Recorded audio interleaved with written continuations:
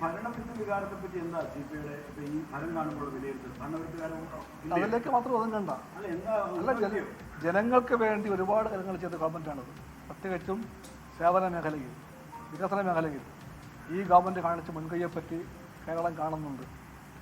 ജനങ്ങളിലെ സാധാരണക്കാരെയും പാവങ്ങളെയും ഈ സർക്കാർ കൈപിടിച്ച് ഉയർത്തിയിട്ടുണ്ട്. പെൻഷൻ സ്കീമുകൾ, അതുപോലുള്ള എല്ലാ പദ്ധതികളും കാണാം.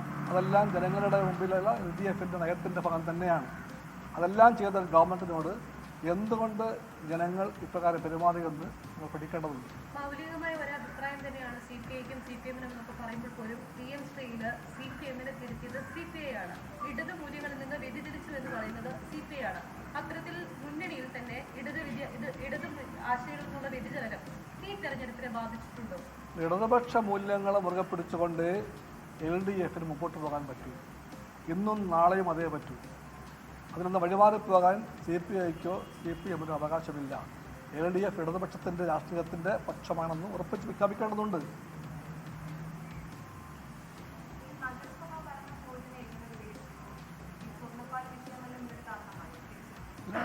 ഒരു വിഷയം മാത്രമേ ചുരുക്കേണ്ടത്. എല്ലാ വിഷയങ്ങളും പഠിക്കാൻ ഞങ്ങൾ കടപ്പെട്ടവരാണ്. പഠിക്കും ഞങ്ങൾ എല്ലാ വിഷയങ്ങളും.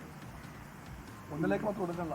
ഈ ഇപ്പോഴത്തെ LDFിൻ്റെ ഒരു നേതാവ് നേതാവ് പറഞ്ഞു, ഈ അങ്ങ് പറഞ്ഞ പോലെ അല്ല, അതായത് വികസനത്തിന് ആനുകൂല്യങ്ങളൊക്കെ കൈപ്പറ്റിയിട്ട് ജനം ഞങ്ങൾക്കിട്ട് വെച്ചു, നന്ദികേട് കാട്ടി എന്ന് പറയും. ഇത്തരം പ്രസ്താവനകൾ എങ്ങനെയാണ് CPI കാണുന്നത്? രാഷ്ട്രീയമാണത് പറഞ്ഞത്. ആര് പറഞ്ഞു? എം.എം.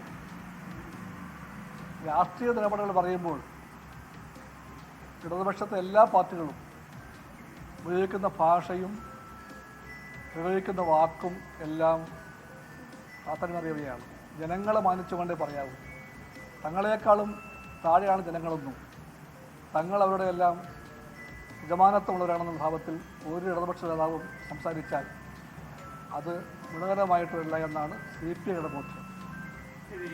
ലോകത്തെവിടെയായാലും ഏത് സമയത്തും 24 വാർത്തകളും ഓഗ്മെന്റഡ് റിയാലിറ്റി പാക്കേജുകളും എക്സ്പ്ലെയിനറുകളും വിശദമായി കാണാൻ ഞങ്ങളുടെ YouTube ചാനൽ നിങ്ങൾക്ക് സബ്സ്ക്രൈബ് ചെയ്യാം.